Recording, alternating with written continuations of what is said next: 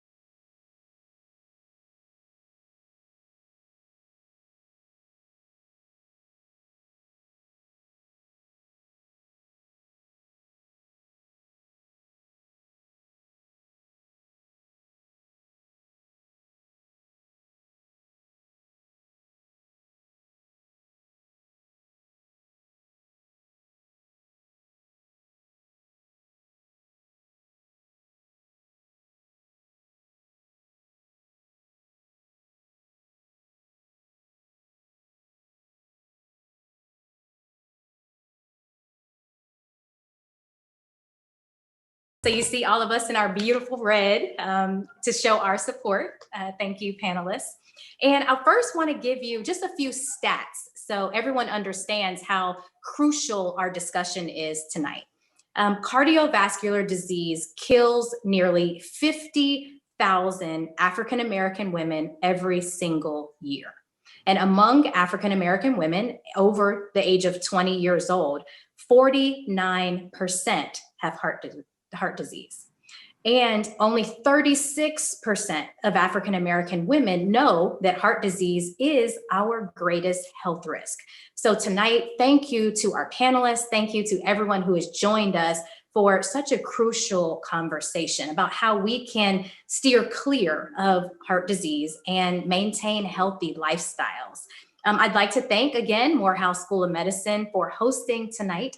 For over 40 years, Morehouse School of Medicine has educated and trained leaders in our community who are making a difference in reducing health disparities that we are all too familiar with. Tonight, you have an awesome opportunity to show us your generosity and help us with our fundraising goals. We are raising funds tonight for students.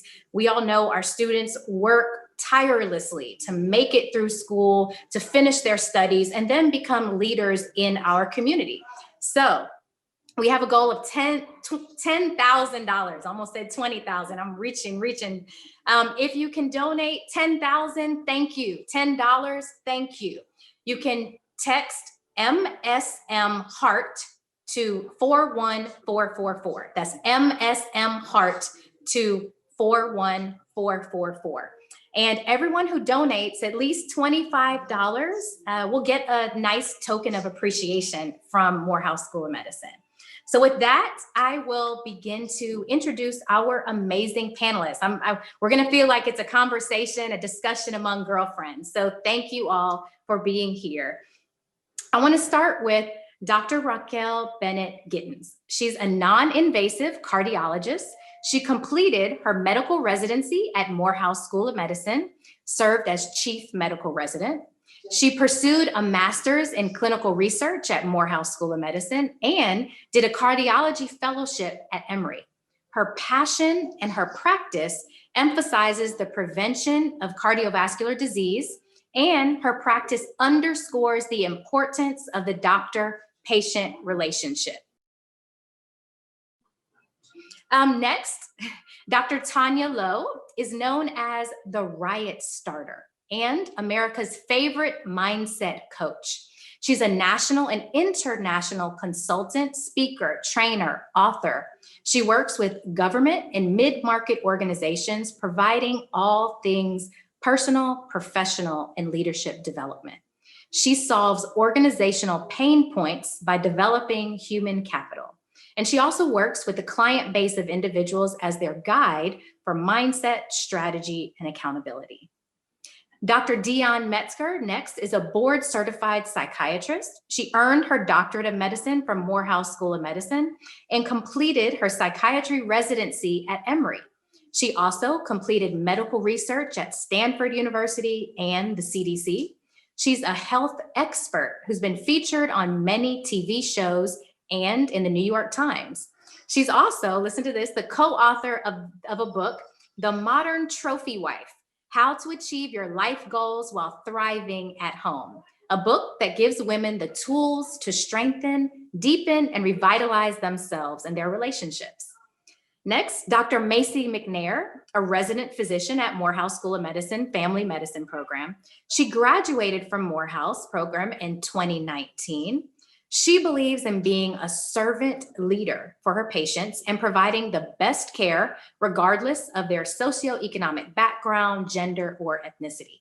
Dr. Mcnair is dedicated to lending a helping hand to eliminate health disparities with a focus on medically underserved communities. And our final panelist, Lauren Powers, has a degree in economics and Spanish from Spelman and a 15-plus year career in marketing and sales. Lauren has worked for companies such as Pfizer, and outside of her corporate career, she is a 10-year entrepreneur who launched her own outdoor boot camp, which has turned into her fitness empire called Total Fitness Revolution. She is a boss for her 30 employees at her gym, and she had recurring appearances on a TV show that was called Sister Circle on TV1 that we all know. Lauren was on the faculty at Spelman College in the wellness department, and she calls herself a corporate thug and an entrepreneurial dragon slayer. So please be on the lookout also for her business coaching book titled Entrepreneurship Sucks. Ooh, yes. I'm gonna get that book. So as you see, I just gave you a tiny slice of their deep, interesting bios, just to respect our time. But I'd like to maybe now have each of our panelists just give us maybe a 10-second introduction. Maybe we could start with Dr. Bennett Gittens. Okay, well, thank you for that introduction. Are you hearing me okay? Are you hearing me okay? Yes, I was saying thank you for that introduction. It's a pleasure to be here. I want to commend the organizers at Morehouse School of Medicine for putting together this program and this panel for such an important cause. As we know, heart disease is the #1 killer for men and women in the United States and across the developed world. And, you know, I think it's one of those conditions that we really just have to spread the word about to help people recognize what heart disease is, how to avoid it, not to become a statistic, and to really just fight this fight together. So this is my passion, and I thank you for the opportunity to be part of this wonderful panel. Thank you so very much for being here, Doctor. Next, Ms. Powers, if you would give us a quick intro. Hey everyone, I'm happy to be a part of this panel. I have been in the fitness and wellness industry for many, many years. It's important to me as a Black woman to empower other Black women to be healthy and to be fit. We all know that we are predisposed to heart disease, and it's important to wake up every day, continuously fight the good fight, and to kind of spread that message to the world. So I'm excited to be a part of this panel. Thank you so much for Morehouse School of Medicine for allowing me to be a part. It's an important discussion, and let's just keep talking to each other and supporting and educating each other. Thank you very much. Dr. Mcnair? Yes, I just want to say thank you for the opportunity to join this wonderful panel for a very important discussion within our community. And I, again, just thank Morehouse, my family medicine program, for preparing me for discussions like this. And also just knowing like my family history and how it has affected my family. So thank you for this opportunity. I look forward to the discussion. Thank you. Dr. Metzger? Yes, I'm delighted to be here. And as a psychiatrist, it's always a great opportunity to be able to talk about how the mind is connected to the body. And we know that like untreated anxiety, depression symptoms can definitely lead to increase in terms of the body and how it responds to it, and increased risk for stroke and heart disease. So, especially given how much it affects the African American community, this is really an honor. So, thank you for having me. Thank you. And Dr. Lowe? Hey, I'm just ready to get started with this conversation. Thank you to Morehouse and to Shelley and to you, Sarah, for coordinating this, and let's go. Thank you. Okay, well, let's jump right in. First, Dr. Bennett Gittens, can you please kind of start us off and tell us what is heart disease, just so we're all on the same page, and if you could break it down in a simple way, what is heart disease, and maybe also how our family history impacts our heart health. Okay, so heart disease, that definition can take an hour, so I'll try to be really, to break it down as simple as possible. But it essentially is any condition that affects the structure, the anatomical structure of the heart or the functioning of the heart in a negative way. So whether it affects the muscle of the heart, a condition called myocarditis, that would present in heart disease. If you have a problem with the arterial supply of the heart, where your heart's, the muscle is not getting good blood supply because of blocked arteries, that results in heart attacks that we commonly hear about. That's probably the most significant cause of mortality in heart disease that we all fear, having a heart attack or having symptoms of a heart attack. So that's probably one of the most common ones. Valvular heart disease, you have 4 valves in the heart. If those valves are not working properly, whether due to leakage of the valve or an obstructed valve not opening, that too is a form of heart disease. And there's problems with the conduction system of the heart. The heart's like a circuit, and so it has a conduction system that conducts almost like a light bulb would. And if that is problematic, you can have problems with the conduction, where you have a very fast heart rate or rhythms of the heart that's abnormal. You may have heard of atrial fibrillation.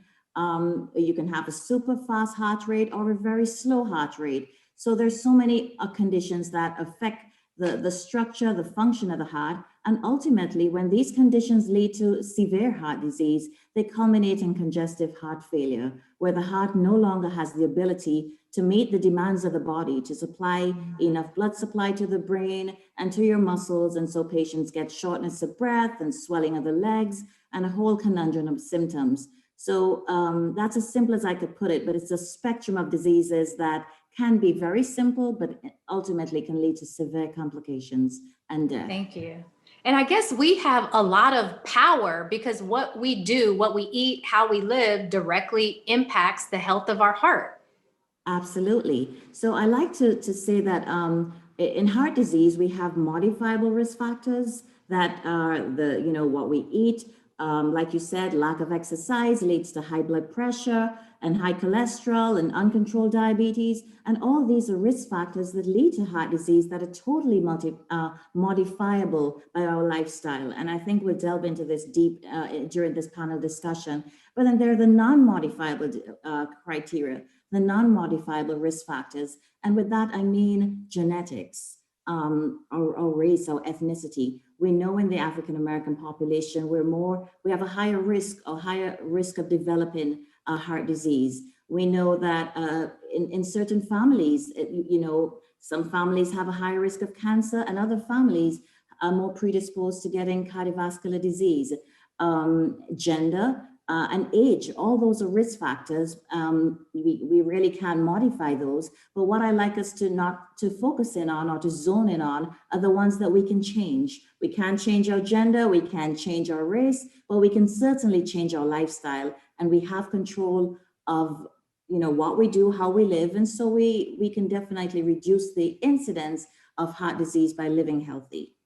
And Dr. Bennett Gittens, I see in our chat, a lot of people are texting, and they were saying that they went to Lauren's Miss Powers boot camp, and they say she is a no nonsense trainer. So speaking of what we can do, she's like, I am a boss in the gym, and that can be very helpful. That's what we need, someone to help us and motivate us, and sometimes kick us in gear. So maybe Miss Powers, speaking of fitness and things in our control, can you talk to us about how our fitness impacts our heart and healthy eating habits. And maybe you have some secret of weight loss. So many people have gained weight during COVID. So we need your expertise. Well, the story hasn't changed, over the years. Diet and exercise, they go hand in hand.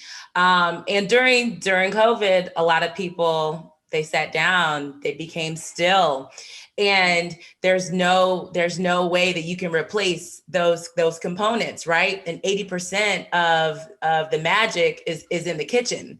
So if we're going to be still and sit at our desk and sit on our couch for 80 to 90% of our day, we darn sure better have the component in the kitchen fix it. If we're going to have a high amount of red meat or fatty foods or processed foods or things that are in bags, things that are processed, that's what we need to really, really focus on, is the things that we put in our body.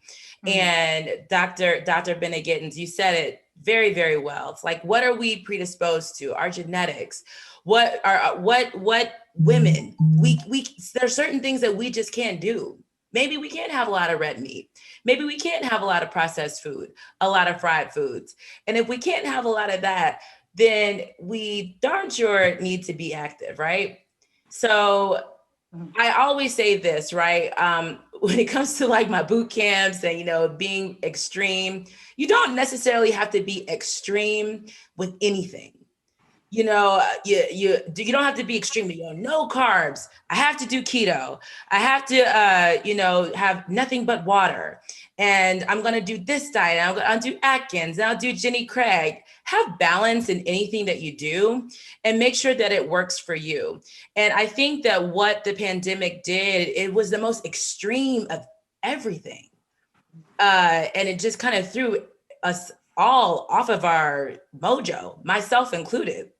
And I found myself being just still at home.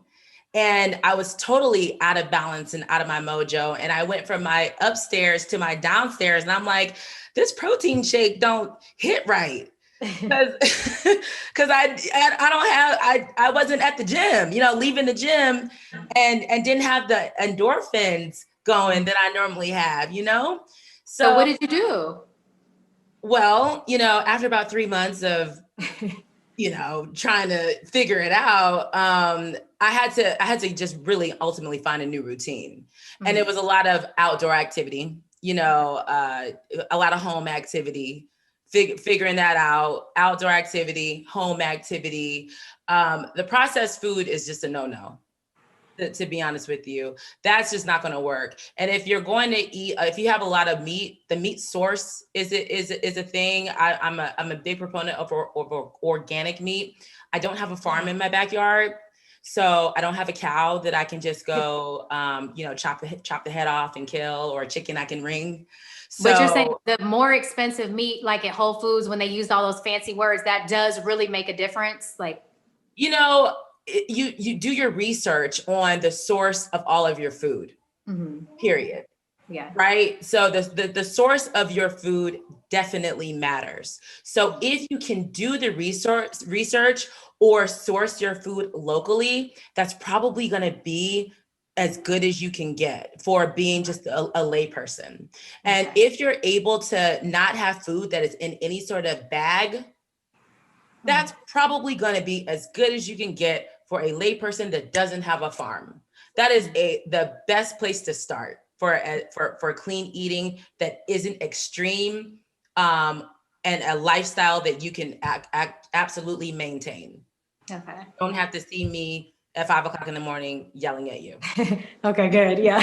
I found myself kind of making excuses. Like my girlfriends would invite me to the gym and I would be like, oh, I don't feel comfortable because COVID. And they're like, well, there's only 2 people in here right now. So you can't just use that. If I'm using that, I got to do something else in my house or in my living room. So whew, yeah, it's like the COVID, we got to at some point apply logic to how we operate, and it's either if you're going to do it at home or work out outside, but you got to get moving, because when you're sitting down, you're all day, you're going to either get some deep vein thrombosis, blood clot. You got to move, period. You know, Okay. and I'm never going to. Even if it's small stuff, like while we're on our Zoom calls or on the couch, just small stuff makes a difference. Get a standing desk. Okay. You need to move. And I know we're not even on Dr. Dion yet. When you're talking about like just the mental psychosis of sitting all day, it matters. It affects your physical health. So I'm gonna be quiet because I know she could talk all day, I'm sure, about that.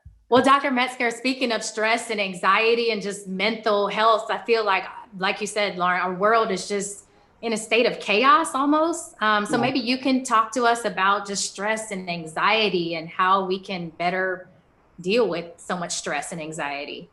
Yeah, you know, the thing is with anxiety, I always remind people that it can affect us physically.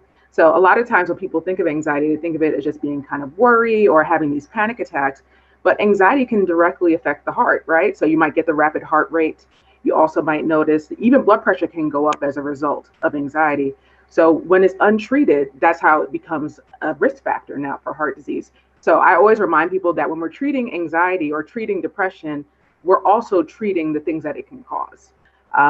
So with this time, like you said, it's been a high stress time. I mean, we're about to hit a year of this next month.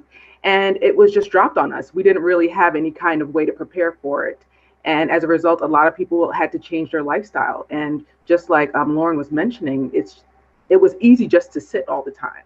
And there's so many benefits to moving and being able to just kind of get out and do something and interact the best way that you can. So the moving is definitely one of the major things. But another thing that I try to remind a lot of people that with working from home, you still need to keep your same work hours. Because what was happening is when people were working from home, they were, their employers just thought they were always available. So instead of being done at 5 o'clock, now they're done at 8, 9 o'clock. And what's happening is that they're getting burnt out because they're so accessible now. And because they're at home, they just weren't as good with setting an end time. So just kind of balancing your schedule in addition to moving is huge. That's a good point, because I find myself like sending work emails, whether it's 10 p.m. or just because it's just easier because you could just do it so easily. And it's interesting how also a lot of employers now are realizing what you said and like, oh, we don't really need y'all to come back to the office because you work 24/7 at home. Right, because people are working harder from home, but it's at our expense. Yeah. Okay. And then also, do you have any thoughts about just mental illness and misconceptions that we may have in our community, ways that maybe we could just be better with that as a community? Yeah, and I think something with like right now it's becoming more into the spotlight within our community, but before it was just kind of hush hush. It was taboo to even talk about it. You don't go to a psychiatrist unless you're crazy. That was always the way that we thought about it. But I think now what we have to realize is that our mental illness is just as important as our physical health. I mean, our mental health is just as important as our physical health. And just starting to prioritize that has really been a game changer. And, once people learn that there is a link between anxiety or depression or any other mental health symptoms in terms of how it affects us physically, that's always a good kind of motivator for them to start seeking treatment and just trying to avoid burnout the best way that they can. It's also interesting just listening on the news, how we so often hear victims of police brutality. A lot of times it's simply mental illness, but it's difficult for families to get the services that they need. So even just us voting and elected officials who are allocating more funds to mental health services. Right. And, and that's the thing is that there's so many barriers. So, just reaching out, using your resources right now, even if just looking up the hashtag of therapists, Black therapists, using social media to your benefit, where you can really find therapists. I mean, there's Melanin and Mental Health. Taraji P. Henson has a foundation, the Henson Foundation. There's so many foundations now that are just dedicated to finding therapists of color. So, and who are even offering free services during the pandemic. So just, even just typing in a hashtag, you can find somebody. Good, thank you. And Dr. McNair, can you talk to us about just maybe things that sometimes we miss, like preventative care, or how often we should be going to a doctor and getting our checkups and making sure that we are healthy? Even, sometimes I feel like some of us, we're like, I feel fine, so why do I need to go to the doctor? We kind of push it off and maybe don't do preventative steps that we should? It's actually a conversation we have a good bit, especially when some patients turn 65, trying to get them to come in for their annual well visit, depending on what kind of insurance they have. But some patients may need to come to the doctor 1 or 2 times a year, depending on how healthy they are, depending on what kind of medical conditions you have. If you have diabetes, if you have high blood pressure, if it's controlled, uncontrolled, you may need to come and see your primary care doctor every 3 or 4 months, if not more in between, depending on how many complaints you have, if other things are happening, just to make sure that, if there's any medication management, if we need to follow up on any lab values, or just to see how you're doing with your progression, whether that was weight loss. And so that is just some of the different factors that play into seeing how often you need to go visit the doctor. Some of the other things as far as preventive, if you are a smoker, to stop smoking. That is one thing that can really help you a lot, especially when it comes to heart disease, when it comes to stroke. Just quitting smoking will really improve your heart condition. We've already talked about exercising and improving your diet, but sometimes when I see patients in clinic, and whether it's their physical or we're just following up on a chronic medical condition, and they're, it's cold outside. So I know for me, although I'm from Georgia, I do not like the cold that much. And so I'll mention, a lot of people from the pandemic, they found different ways to exercise. So there's YouTube videos. I had a patient who, she used to dance, do like Zumba. So I was just like, look up YouTube video. I know my mom, she used to watch like walking videos, like the 1 mile, 2 mile walking videos. I personally wouldn't do that, but doing different like aerobics videos. And so just giving them different ideas, because it kind of goes into, if you don't want someone that's going to be extreme, kind of like, okay, go, go, go, then that's an alternative that you can go at your own pace in your own space, and it works out for you. And also just figuring out, moderation in your diet. And you mentioned smoking. What about drinking, like red wine? They say like a glass is good for your heart. Yeah. And so with drinking, we look at just how much they're drinking, how often they're drinking. Sometimes why are they drinking? Why are the person is drinking? I had a patient who had increased their alcohol intake due to stress, and so it was just kind of figuring out that because that can increase, some of the cholesterol. It can increase your cholesterol, and we start seeing some changes in the blood pressure, and it's just like, okay, we're trying to avoid adding on a different blood pressure medication. So let's see what we can do and get you to follow up. And sometimes that's a 2-week follow-up nurse visit to check your blood pressure. You don't necessarily have to see the doctor. But we're just trying to make sure that we don't let things get too out of control before you end up, in the hospital or something. Yeah. And I see all of us have so much going on. Like I saw Lauren's son, my daughter's running around. So Dr. Lowe, can you give us some advice just as women who each have so many just different aspects of our life, from kids to family to work to finances, just to volunteer activities? How have you kind of supported individuals during this time with so many moving parts? So, Sarah, that's a great question. Life was crazy and busy before COVID, right? And so people really weren't doing a lot of those things to take care of themselves before. And then COVID just sent everyone to their room. And so some of the things that I see people struggling with now that they were struggling with before is really trying to create balance. Now, I'm not a person who believes in balance. I believe in creating some harmony in your life, setting boundaries, coming up with a true self-care plan that doesn't just include getting your hair and nails done, because that's maintenance, and understanding the difference between self-care and maintenance. And so really looking at where are those areas in my life where I need to say no, where are those areas in my life where I need to say hell no, where are those relationships that are toxic that I need to clean out, where are some boundaries I need to set in my job. There are many people who are in jobs or in organizations that they really don't, it's a mixed match. They really don't want to be there. And so that within itself creates stress and anxiety, which again, as Dr.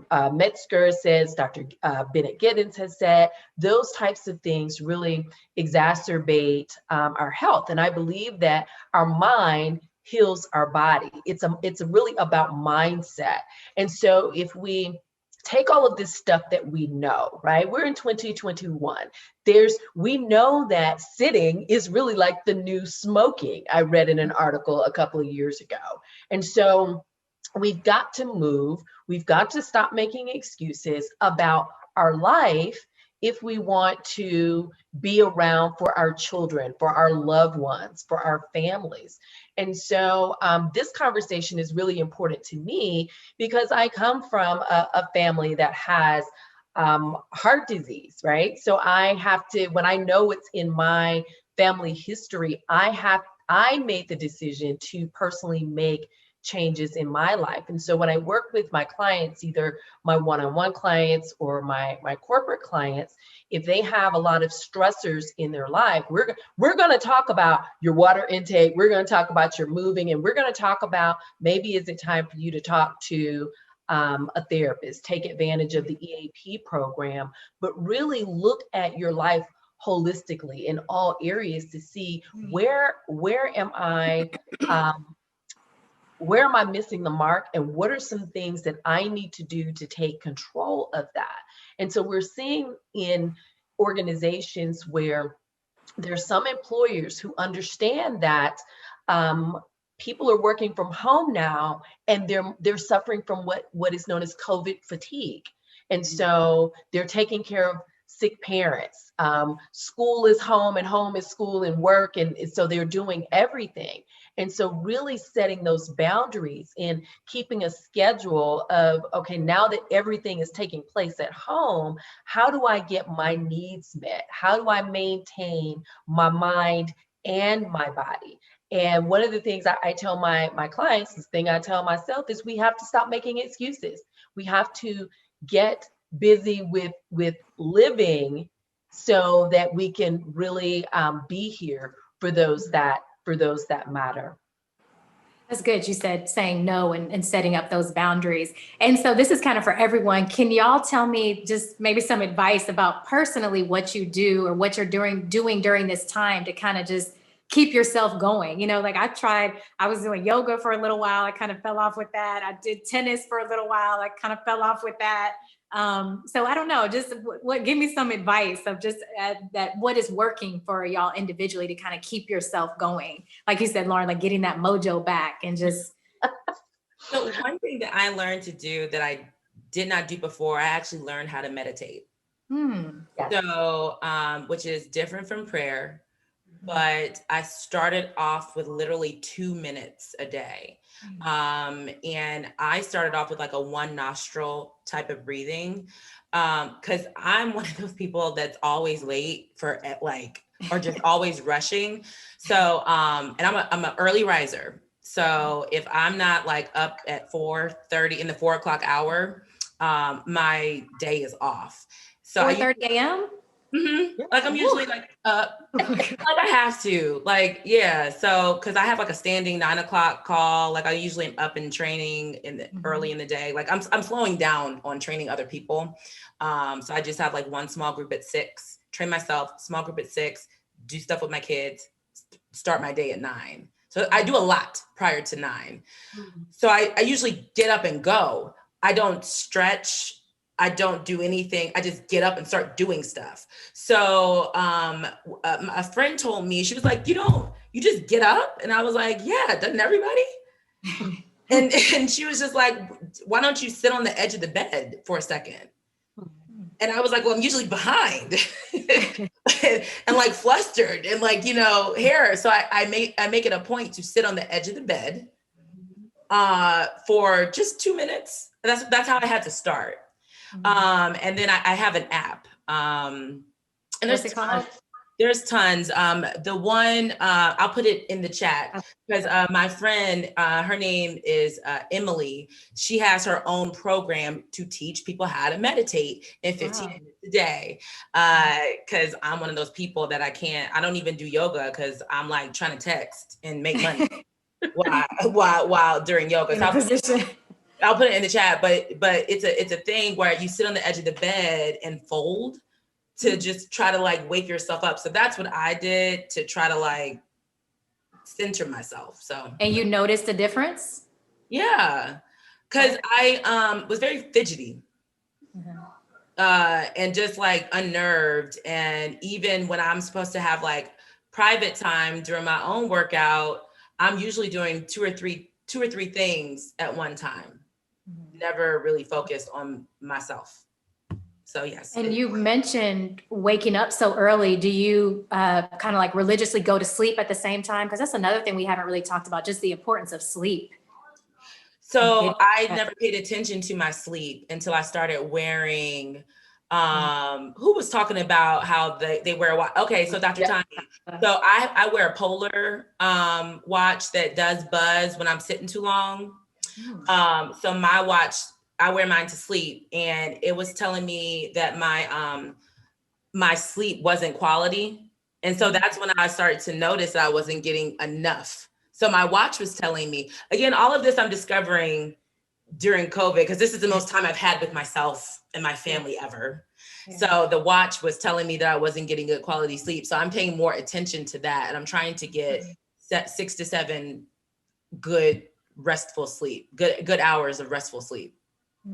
That's also interesting how it's almost like God has used COVID in this tragic time to kind of help us, just get back in order. Like you said, just spending time with yourself, doing that meditation, and just reminding us of how important our peace and just kind of our basics are.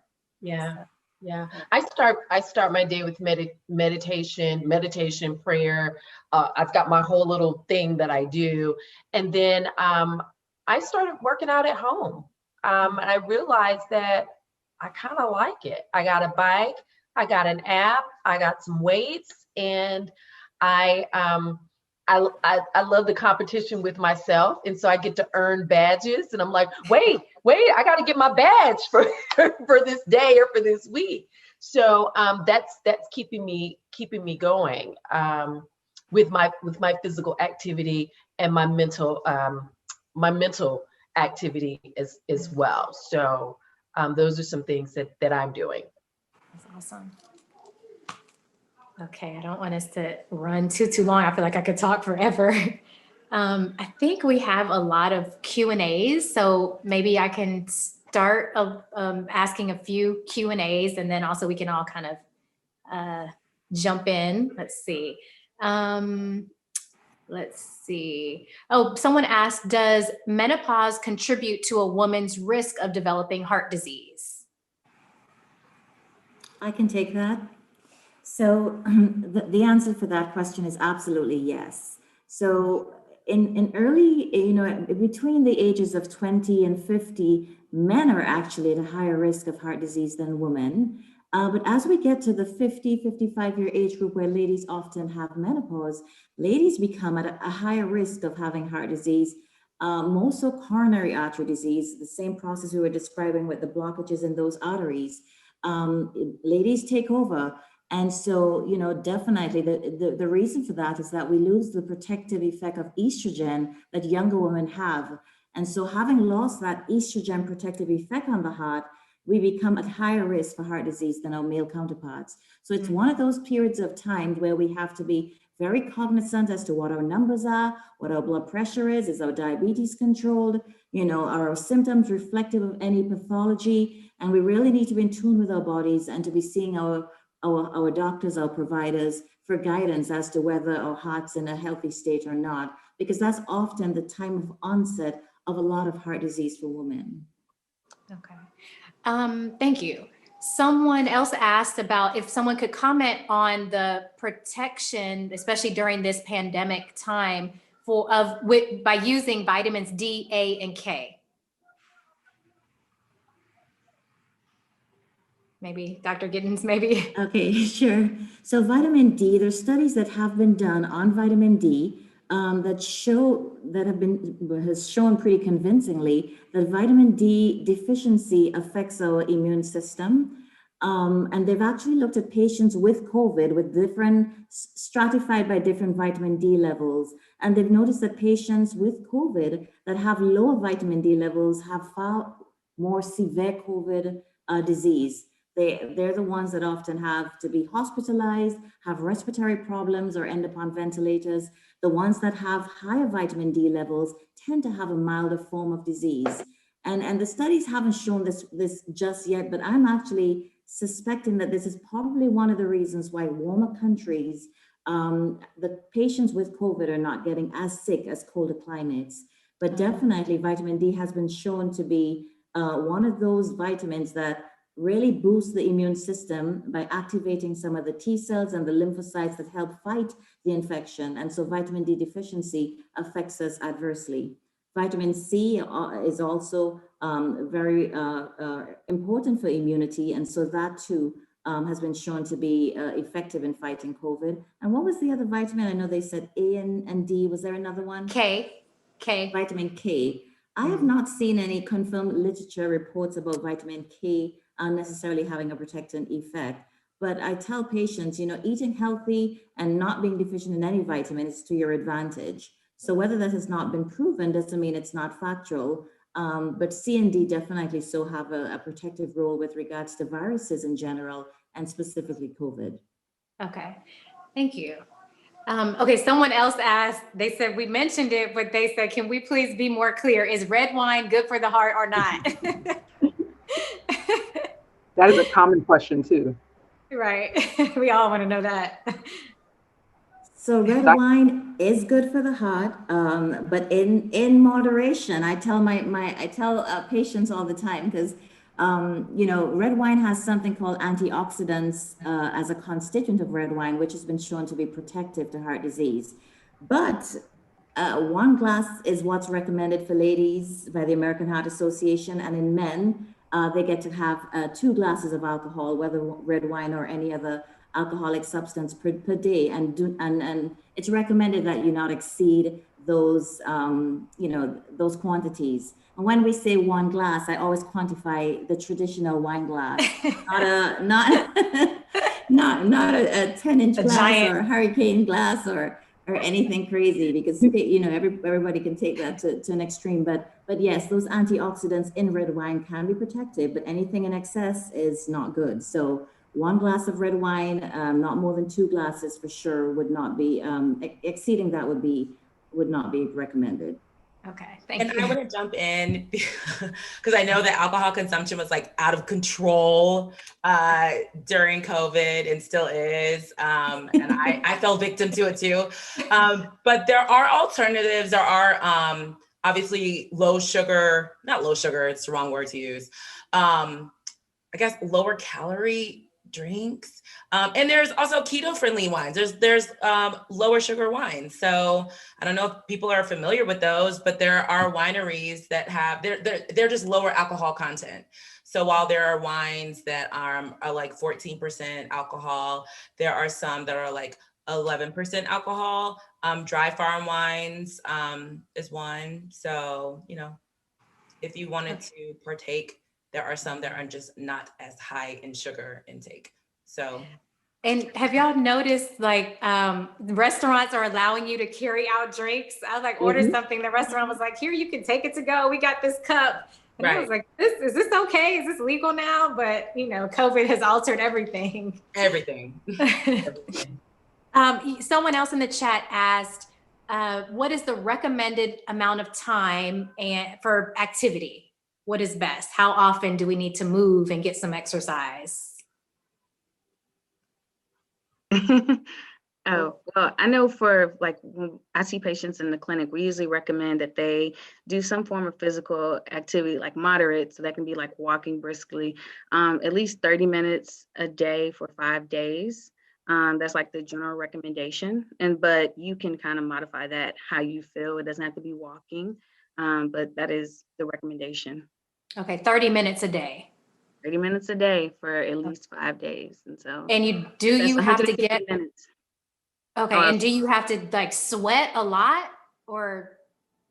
So it depends on, some people don't sweat a lot, but you want to Okay. work yourself. So if you have reached a point where this is not really doing anything for you, then you probably need to change and do something different.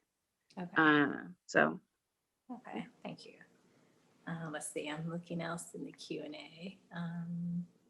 Okay, I have high blood pressure, although I've lost weight, eat healthy, and exercise at least 5 times a week. My blood pressure has only gone down a little bit. I don't smoke. I may have a glass of wine once a month. I'm 70 years old and I have a family history of high blood pressure. What more can I do? Can you please give me some recommendations?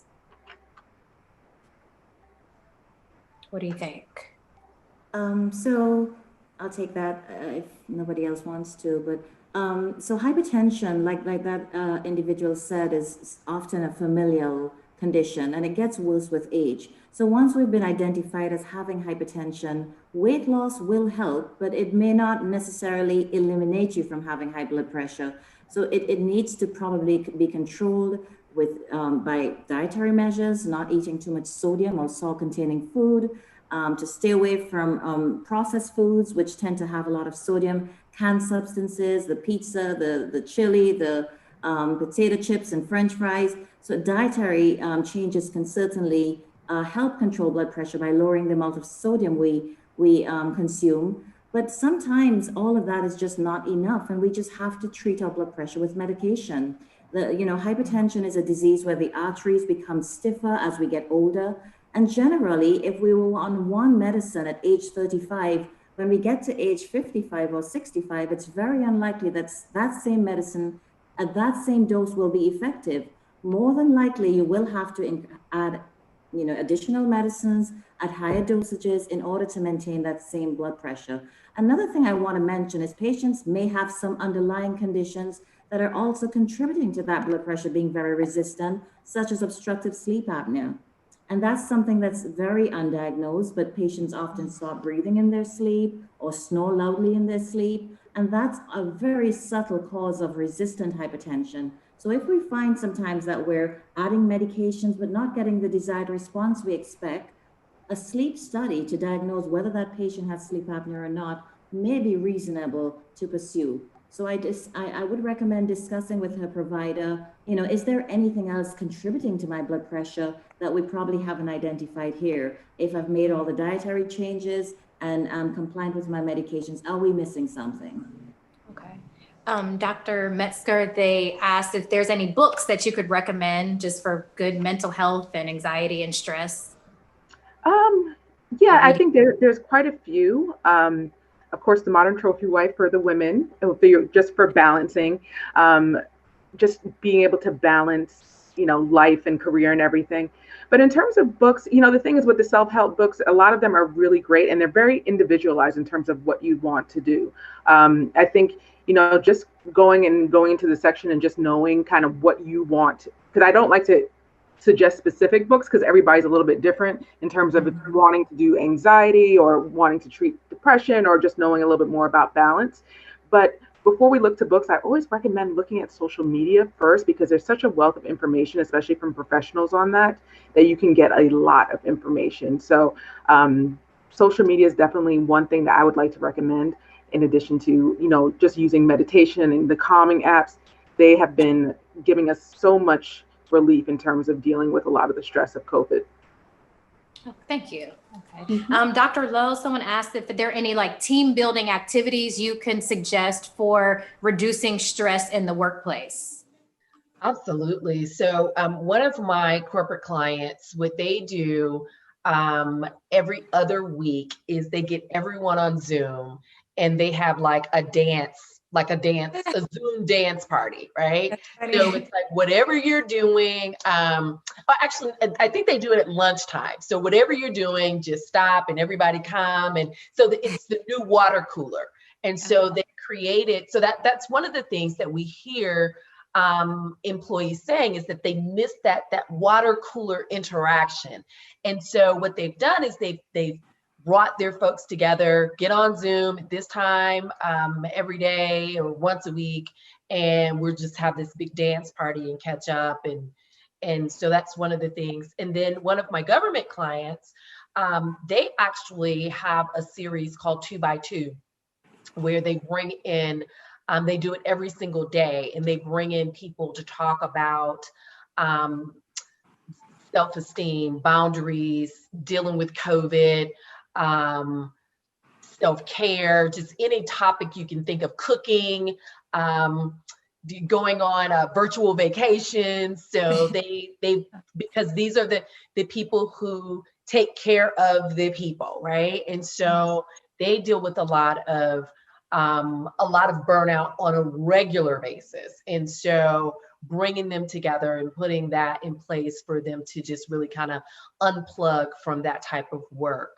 And then, of course, there are people that are experiencing a lot of things in their homes, and work was a very good escape for them. And then really getting them connected with their EAP programs, or seeing some folks, they don't want to use EAP because it's connected to their jobs, but really seeking out a therapist or a support group that's virtual, that you can take part in and share and get those emotions and those feelings out. And then I'm a big advocate of journaling as well.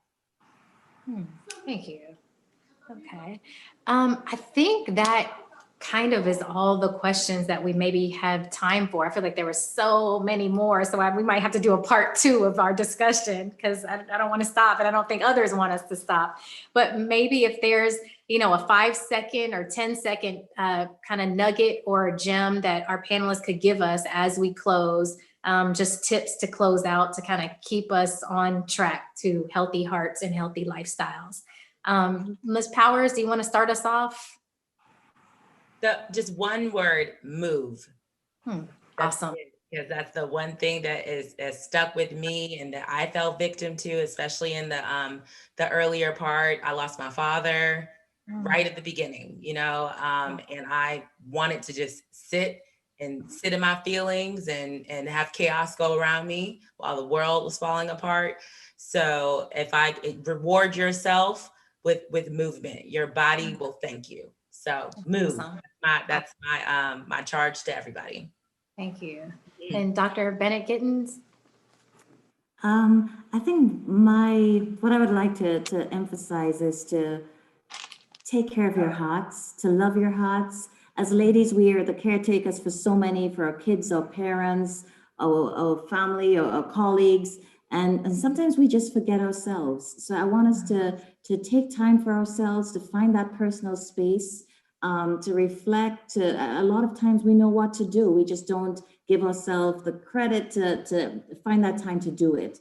So I want us to put ourselves as priority. And I wanted to emphasize that time is muscle. So if we start having chest pain or shortness of breath and we feel like something's just not right, do not delay.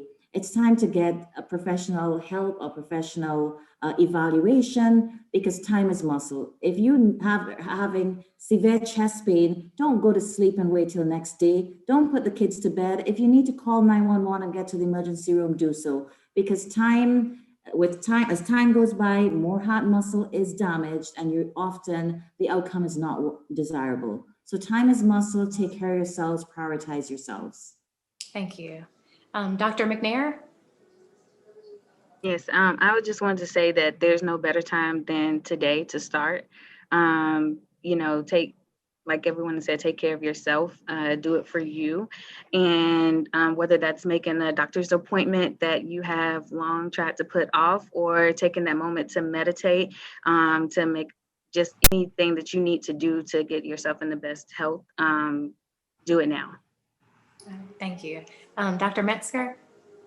My advice is to not overwhelm yourself. A lot of times with the pandemic, people have this long list of things that they want to work on now that they're home more. Now, because you are home more does not mean you have more energy. So try not to overwhelm yourself with all of these things to do and work on the home, do this with the kids. So just do things one at a time, because sometimes we can be our worst enemy with overscheduling ourselves. So just give yourself some grace and take things one step at a time. And Dr. Lowe? Develop a self-care plan.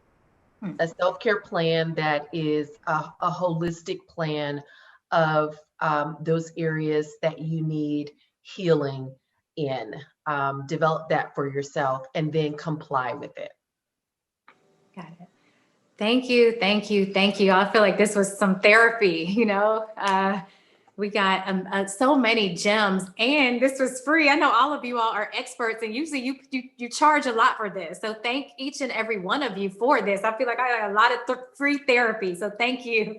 And to our guests, thank you all for being here. I know everyone is so busy, and if you're able to text MSMHeart and donate 41444. So MSMHeart to 41444. Thank you, thank you, thank you to Morehouse School of Medicine and Dr. Valerie Montgomery Rice and Shelley and all of our panelists. Thank you for this. And we got to do a part 2. So thank you, thank you. Thank you.